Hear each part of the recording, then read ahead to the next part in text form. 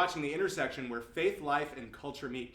I'm Eric Targe. I'm Justin May, and we have a very special guest today. Oh, yeah. Us. Very special. The new senior pastor of the Moody Church, Philip Miller. Hey, welcome. man. Hey guys. Welcome. Awesome. So Good to see you. Oh.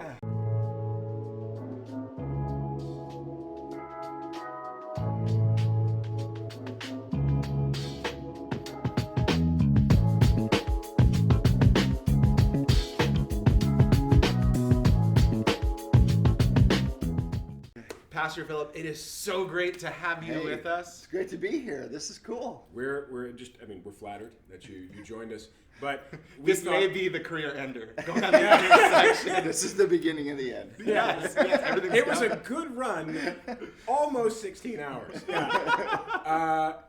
So we thought, we've seen you interviewed, we've seen you preach, we've seen you interviewed a bunch. Those of us who are around, and you've done well. But we thought, why don't we just have a little more fun? Why don't we play? Let's play a game. Let's play a Are game. you down to play a game? I'm game. Okay, Justin. I'm excited. I am so excited because nobody plays games with me, so I brought some games.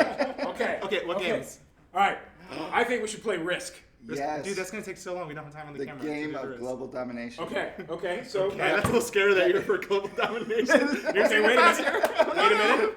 Star Trek Catan. Yes, Oh, but he likes dude. Star Wars better than Star Trek, you said. My wife was... That's true, but I would play that. That's Really? Okay. amazing. Yeah. All right, but Even also- Rebecca was... My wife, she was like, seriously, Picard? You would choose Star Wars over Captain Picard? Well, and let's just be honest. They've really ruined the franchise, haven't They they? really Well, that's have. fair. That's fair. That's fair. I mean, That's fair. I'll this do is this. Leave your such a- hot take in the comment section. such a Do you know how disaster. many people are upset with this? Okay, what else? Okay. Yeah. I've got an ace in the hole. We don't have time for those two. What about Your Best Life Now, the game? Why do you have that? I buy things on eBay sometimes that seem too good to be true. Okay, fine. Okay. We won't actually play that. Okay, This is not an Justin already has endorsement. bad ideas. Do you really feel like this is a good idea? This is no. I'm getting ready to leave. Yeah, so we thought, you know what? Well, I thought those weren't good ideas. What do you say instead we play a different game? We play a game that kind of tests. We want to just kind of understand how emotionally intelligent you are. No. Okay. So have you ever played I'm a little nervous. that game Heads Up? Because we're going to play a game of it called Express Yourself. 3, 2, 1, let's do it. Ew. Disgusted, prejudice, dismissive, angry, frustrated. It's always the same. He has only one reaction. It's I- gonna be Okay, good. Next one. You're going to pass it? Okay, irritated. Revolted, gagging, repulsed, drunk, sloshed, sick, vomiting, Queasy. queasy. Okay, pretty bring that close. up. You're getting none of them. Come on. It's just him. How would you describe his personality? No. How would you describe him? Crazy, playful, Obnoxious. Time's up. obnoxious. No, I'm terrible at this. Okay. You really are. You really are. So, Philip, you're not very good at this. No emotional intelligence whatsoever. None. Wow, they didn't do that on like the interview process, test your emotional skills? Not that game. Not that No. game. Okay, hey. Burv had it in his back pocket. He was ready to pull that out. They just didn't get to it. I think that's true. We ran out of time. So we're talking about emotions, but it's a joke, but we actually thought, all of what's going on for us, for you and your family, even your church, back in country, Olympia, for the Washington, world. our country with COVID-19 and everything that's going on right now, it's emotional. And the emotions are coming up because of change, because change is just difficult. Can you tell us, how should we prepare for change? Like, how do you process change and emotion and all of that stuff? Yeah. Well, that's a really good question. There's change that we initiate, and that's usually we choose it, and that's a lot easier to get our heads around. But change that comes at us from the outside, that's usually what stresses us out, right? It's things we can't control, and I think it's interesting. Change always involves loss of some kind, right? Loss of familiarity and patterns, or loss of relationships, or loss of stability, or whatever. And when you have loss, you always have grief, And the 5 stages of grief are like, they're not linear. Like you don't move through them in sequence. They kind of are like, it's like a stew. Yeah. Well, listen. Well, I have no emotional intelligence, so Proven. But yeah, the 5 stages of grief are denial. This isn't really happening, Okay. right? Then there's anger. Anger's like, I don't like it, right? I'm mad about it. Urgh. Then there's usually bargaining.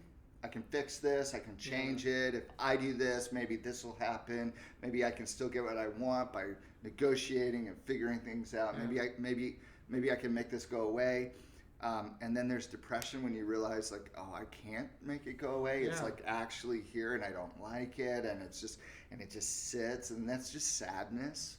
And then there's finally acceptance, where you finally go, okay, I guess it is what it is. And some people talk about like almost a 6th stage of grief, which is meaning, which is where you are able to look back on something that was tough, or you lost something, but all of a sudden you say, but there was goodness in it, and maybe God was doing something through the hard stuff that brought meaning into my life that otherwise would not have been a part of my life. And so anyway, I think that's what makes change hard, is it triggers all those negative emotions for us, and we don't like negative emotions. I'd much rather avoid those kind of feelings than actually go through it.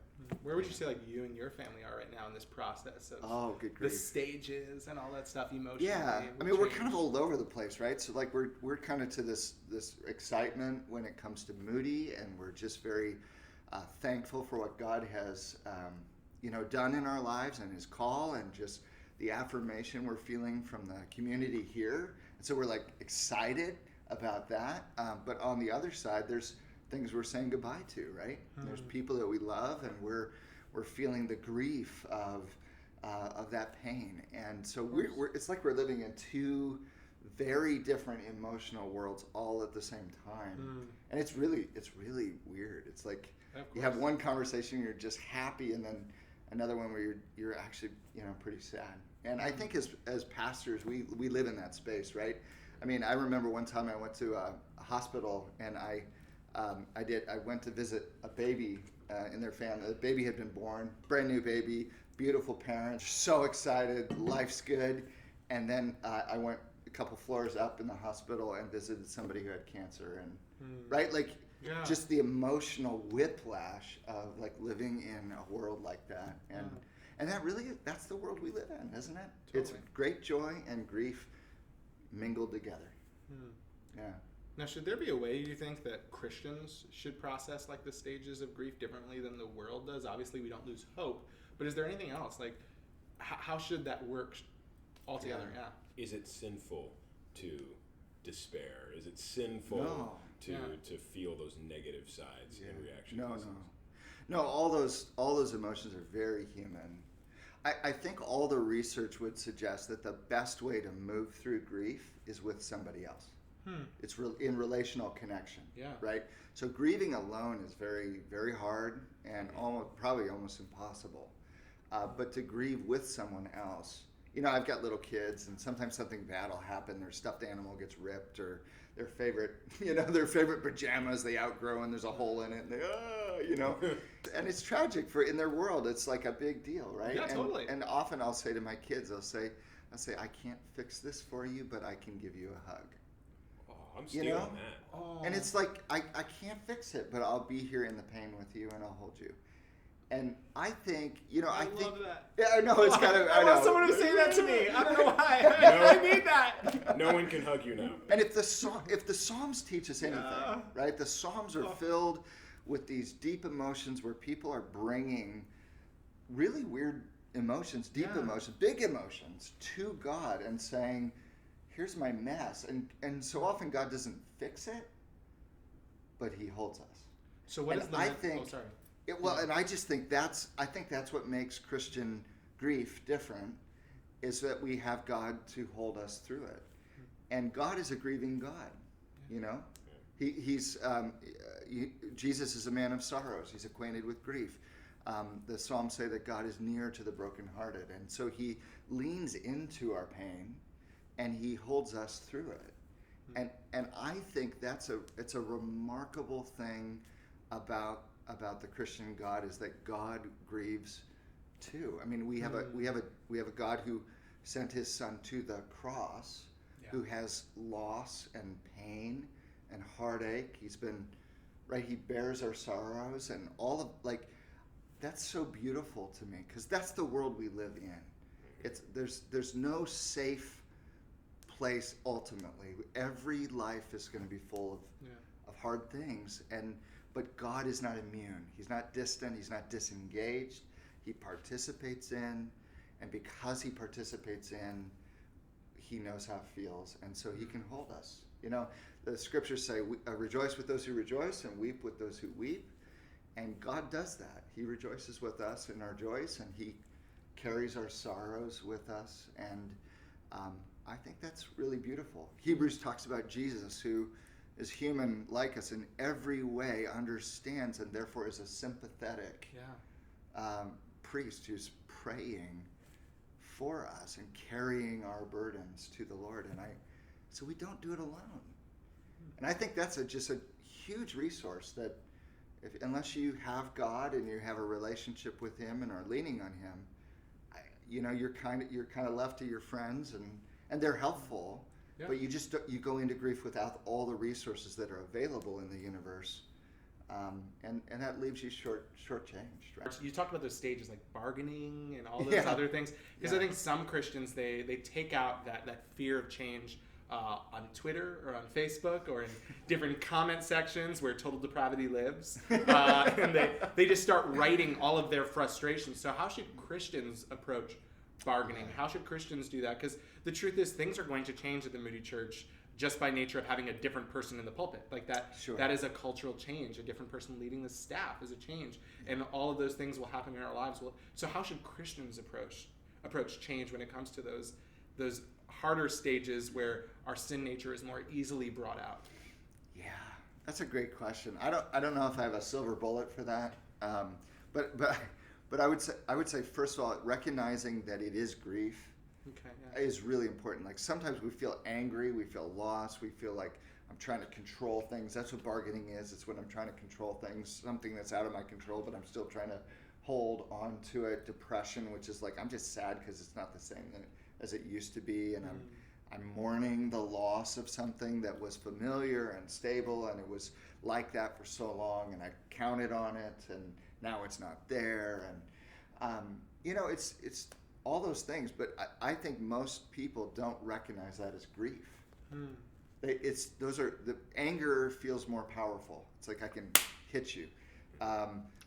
Bargaining is like I can do something about this, right? Depression is like I'm just mad, but it's like turned into this sadness, and but to just say no, it's grief.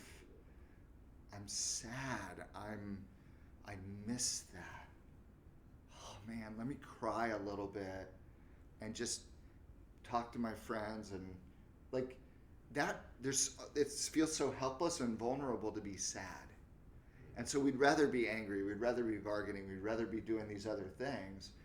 But just to call it what it is, I'm grieving the loss of what was stable, familiar, known, I could count on. It's just not, I miss it.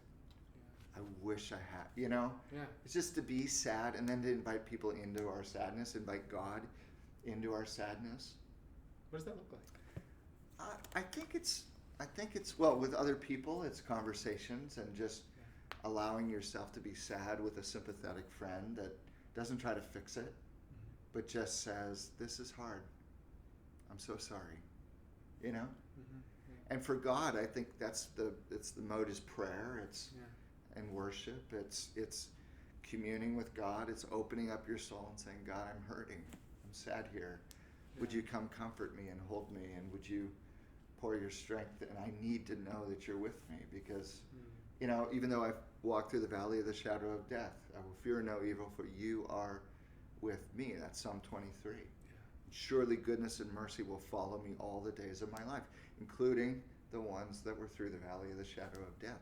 Every day, goodness and mercy following me. So what does it look like to metabolize goodness and mercy every day of my life in the presence of my good shepherd, I have to run to him. I have to open up to him. I have to let him in. I've got to take what's real, and I don't know what's going on emotionally, but I can bring it to you. The Psalms, I mean, it's interesting. Like, the Psalms are full of emotions that we are almost embarrassed to say out loud. Sure. There's one psalm where it says, I'm so angry, I wish the Babylonian babies would be dashed against the rocks. Yes. Because the Babylonians had come in and raped and pillaged the, like, and they're like, why would you ever pray for infanticide against your enemies? I mean, it's a horrific prayer, right? Yeah. But God cares about our souls when we have those kinds of horrific emotions. Those are emotions we actually feel. We get vindictive and angry, and we want to hurt people. And in that moment, our faith is still relevant. Yeah. God still wants the emotions. He wants us to bring all the junk and pour it out in his presence, that he might clean it and cleanse our hearts and change us into the people we're meant to be. And so, like, the Psalms tell us we can bring anything to God. It doesn't matter how messed up we feel and how embarrassed maybe we are of even how we're feeling right now. He can handle it and bring it to him. He can carry it. I love what you're saying, because what it's telling me is, if you're bargaining, if you're angry, don't fake it till you make it. Don't be like, oh, no, I'm fine. Don't be like, hey, I'm just going to unload online and all these things. But rather be honest with God about where exactly you are. And I don't think that's what we're typically told. Yeah, I think you're right. I think, and holding it in is like toxic, because it will leak out. Yeah. And venting it just haphazardly into the universe is probably not a good thing. And that's the online stuff. But to take it to the Lord and to hand it to him, and to use the language of Paul, cast your cares on him because he cares for you, right? And it's the same word for casting out demons. In other words, they don't want to leave. It's an eviction process to take our cares, our emotions, our worries, our concerns, our angers, our grief, and actually offload it. Like it's stubborn and it wants to stay in, and it'll try to return, but to load it up onto the strong shoulders of Jesus, who is able to carry our sorrows, and with his nail-pierced hands and his his broken body on the cross. This is what he does. He not only bears our sin, but our sorrows, all of our shame, and the weight of this broken world. That's so good. And just think, with all of those things gone from us, what's left but joy? The end product, maybe not even in this life, but there is joy coming. Amen. Yeah. Oh man. Yeah, and Paul will talk about peace that passes all understanding, that guards your heart and mind. It's like peace is an active presence of, I've let go. It's acceptance. I've let go of the emotional weight that is not really mine to carry. I can load it off and then rest in peace, which is really the opposite of anxiety. Yeah. Anxiety is when I'm carrying all this emotional weight that I shouldn't have to carry. Yeah. It's not mine, but I don't know what to do with it, and now I have someone to share it with me. Actually, to take it from me. Yeah. And then there's peace. So that's wonderful. I want so badly to take this to just a really awesome jokey place to end on, but I feel like that's just such a good word. Oh, yeah. and we're like, I'm so blessed right now. I know, man. You gave me 1,000 takeaways. Yeah, this is good. He's gonna be back on this show for sure. Provided we're still here, which is always risky. On that note, thanks for watching.